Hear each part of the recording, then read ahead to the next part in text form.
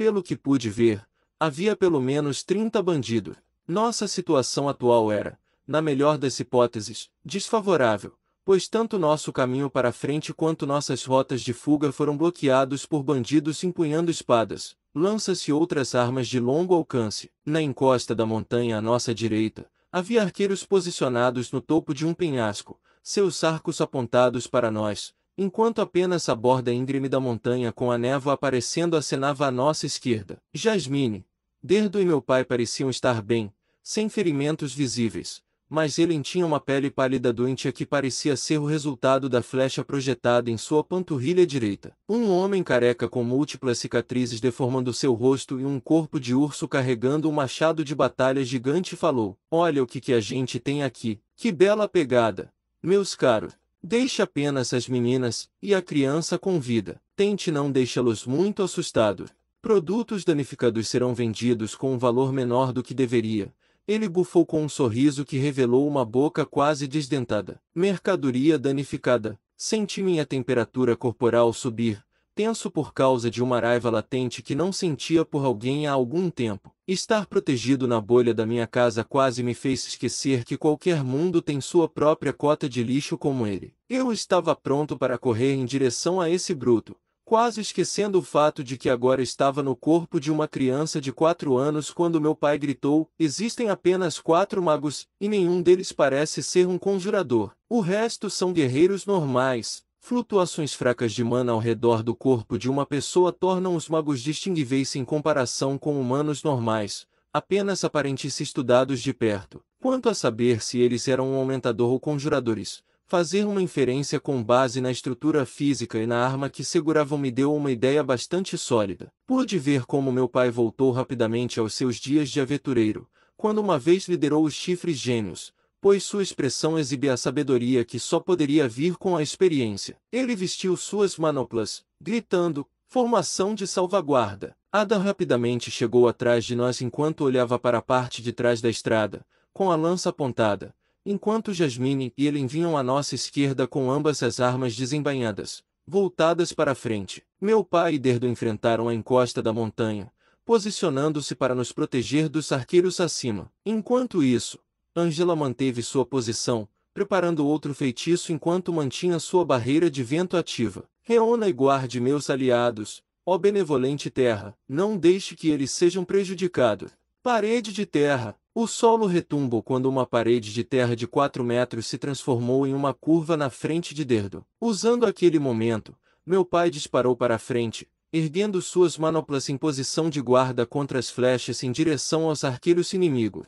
Momentos depois, Angela terminou seu feitiço e desencadeou uma torrente de lâminas de vento, apontadas para a frente e para trás do caminho. Essa foi aparentemente a deixa enquanto Adam e Jasmine se escondiam atrás do feitiço de vento, chegando na frente de nossos inimigos perturbados que estavam cobrindo seus órgãos vitais contra a rajada de lâminas. Ele permaneceu, sua flecha encaixada e o arco puxado, impregnando a ponta com mana que se projetava em uma tênue luz azul. Não era preciso ser um gênio para perceber que esse arranjo era ideal para proteger pessoas ou bens valiosos. Com 2 camadas de proteção dos conjuradores e um arqueiro mago pronto para atirar em qualquer um que conseguisse cruzar os assaltos de Ada, Jasmine e do meu pai para a linha de defesa, era um padrão, mas uma formação bem planejada. Guerreiro vindo em sua direção, Ellen, Ada gritou enquanto se esquivava do golpe de uma massa, dando um golpe preciso na jugular do infeliz bandido. Seus olhos se arregalaram quando ele deixou cair a arma,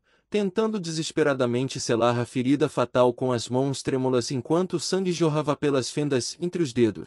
Minha mãe estava me segurando firmemente em seu peito enquanto tentava desviar meus olhos das cenas sangrentas que aconteciam ao nosso redor. Felizmente para mim, ela não estava olhando para mim, então ela não percebeu que eu podia ver claramente. Enquanto isso, um homem de meia idade, desgrenhado, empunhando um facão se lançou em direção a Angela, na esperança de interromper o feitiço. Embora o feitiço da pá de vento não parecesse muito poderoso, ele forneceu uma distração dolorosa que estava nos mantendo em pé de igualdade, apesar de nossa falta de número. Tentei me libertar para bloquear o homem antes que ele pudesse atacar Angela, mas antes que pudesse me afastar de minha mãe, já havia acabado. O som feroz do show veio somente depois que a flecha fez seu trabalho. O tiro de Ellen carregou uma força poderosa o suficiente para perfurar o peito blindado do bandido, empunhando o facão e erguê-lo para cima e para trás meia dúzia de metros, pregando-o no chão. Parei por um breve momento para fazer uma anotação mental. Os sábios não devem irritar Ellen. Os olhos de Ellen se estreitaram quando ela encaixou e puxou outra flecha, focalizando.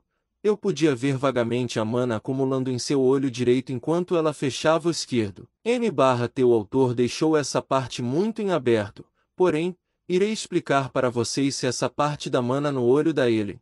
Ela imbuiu mana em seu olho para ter um aprimoramento na sua visão, e assim, ter uma menor taxa de erro em acertar o alvo. Logo, outra flecha reforçada passou como um raio, seguida por um chiado agudo, ignorando toda a resistência aérea oposta enquanto se aproximava de outro caça inimigo. Este homem lembrava vagamente um Derdo menor, exceto mais musculoso e mais anguloso de rosto. Suas sobrancelhas franziram em concentração. Sua espada gigante, que era da altura dele, de alguma forma alcançou a flecha a tempo, gerando o som de uma bala atingindo o metal. O lutador inimigo deslizou para trás, mas não foi ferido enquanto ancorava. Ele ancorou sua espada grande no chão, usando-a para se equilibrar. No entanto, antes mesmo de ter a chance de sorrir satisfeito, uma segunda flecha perfurou sua testa. Foi uma visão sombria. Ver a luz sumir de seus olhos.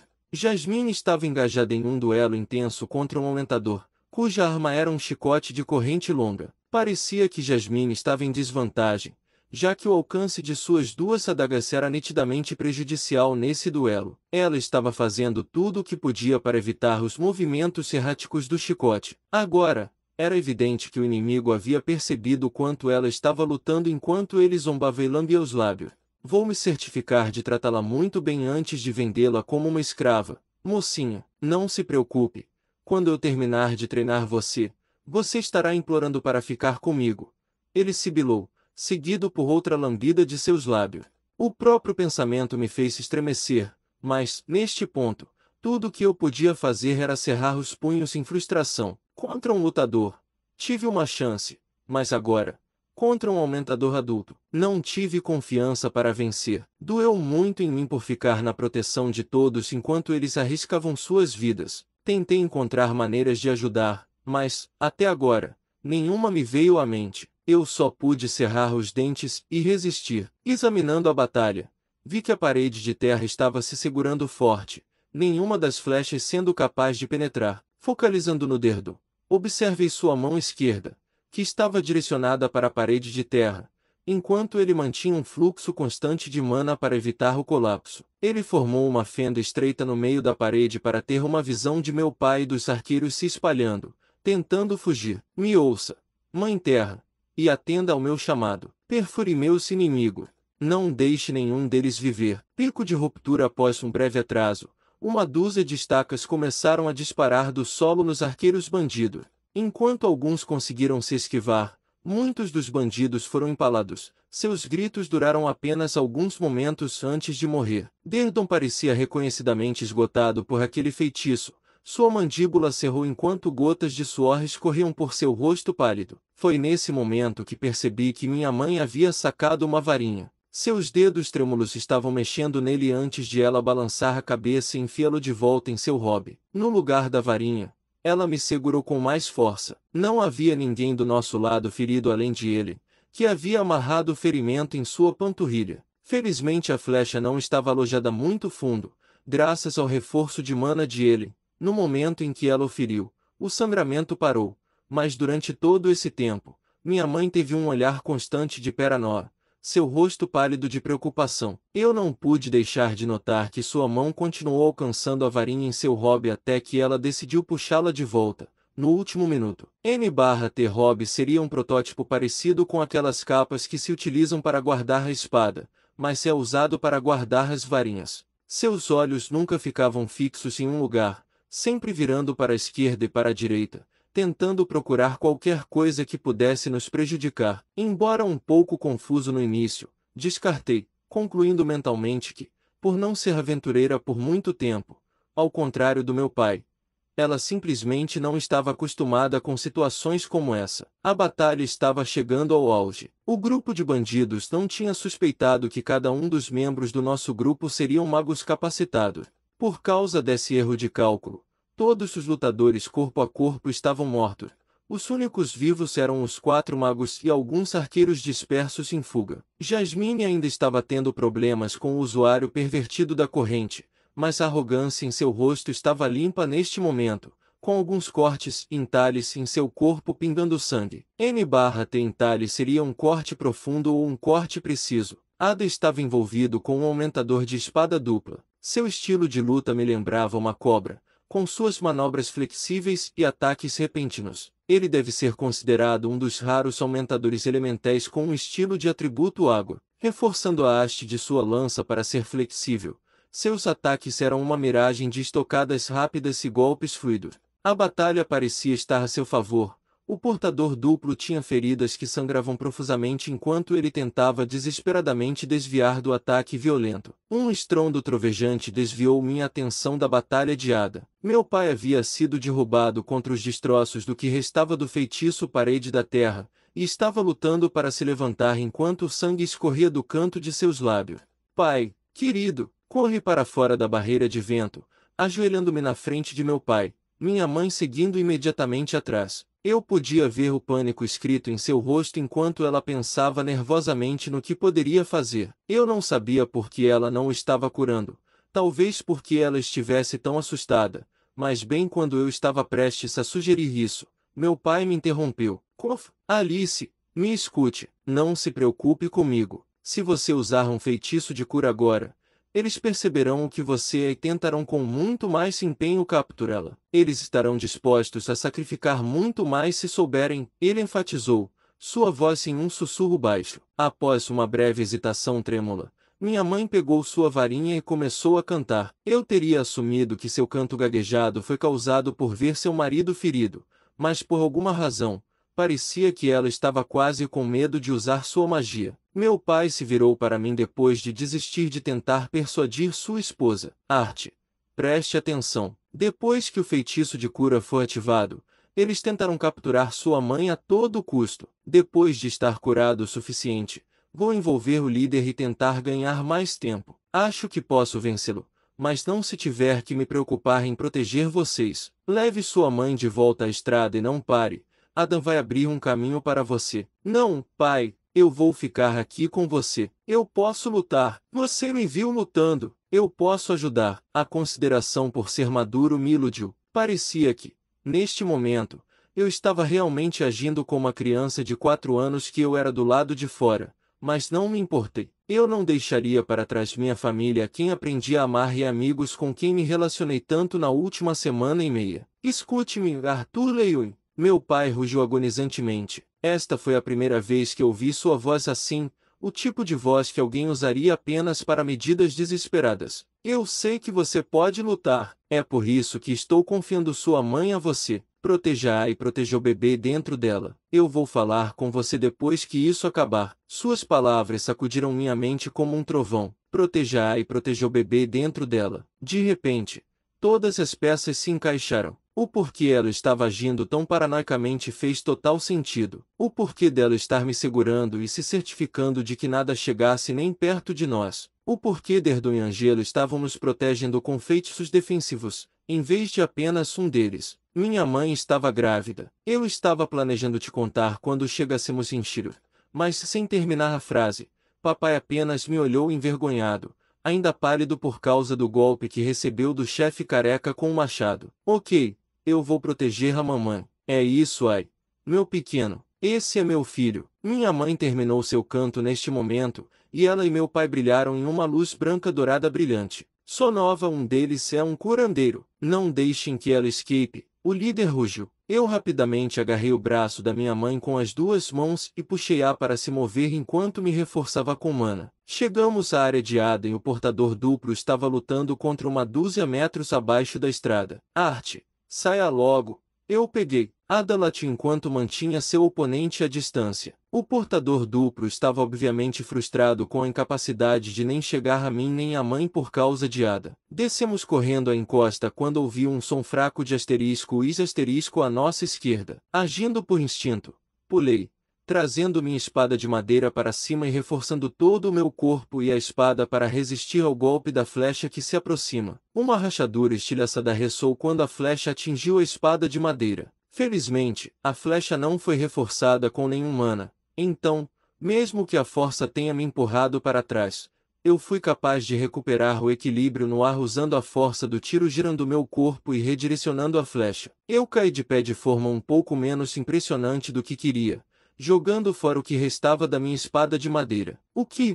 Foi tudo o que ouvi do agressor antes que ele fosse prontamente empalado por uma flecha disparada por ele. Vão logo, ela exclamou, encaixando outra flecha e atirando no líder dos bandidos para apoiar meu pai. Que coisa estranha. Atualmente, Jasmine, Ada e meu pai, junto com ele, estavam lutando contra um mago. Não eram 4. Damian, esqueça o plano, não os deixe viver. O líder latiu. Quem ele estava comandando? Responda ao meu chamado e lave tudo até o esquecimento. Uma voz fraca terminou de cantar. Canhão de água da encosta da montanha. Um dos arqueiros, espalhados, teve suas mãos reunidas, apontando para mim e minha mãe. Fomos enganados.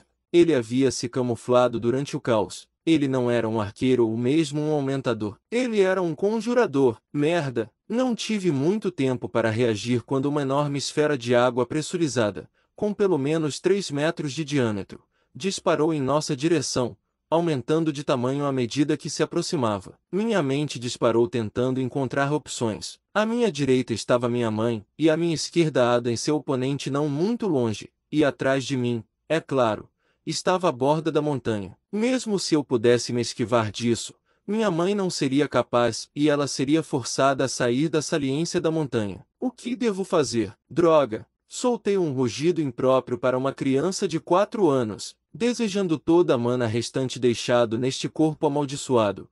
Eu ataquei minha mãe, empurrando nós dois para fora do caminho. Eu rapidamente percebi que meu corpo de 18 quilos não carregava impulso suficiente para empurrar ambos para fora do alcance do canhão de água. Não tenho escolha. Se eu fosse cair, teria certeza de levar aquele bastardo comigo. Canalizei mana em meus braços e empurrei minha mãe mais para baixo, fora de alcance. Naquele momento, tudo parecia estar se movendo em câmera lenta enquanto os olhos de minha mãe se arregalaram lentamente em pânico e descrença. Ela pode ter um hematoma bastante forte com o empurrão, mas pequenas lesões corporais eram o menor dos meus problemas naquele momento. Se ela não quisesse ser atingida por outro feitiço, eu tinha que me livrar desse feiticeiro. Desembainhando a faca que Jasmine me deu da cintura, eu a imbuí com mana. O que eu estava tentando fazer, só fizera com o que no meu antigo mundo, nunca com mana. Depois de colocar mana na faca, lancei-a como um bumerangue,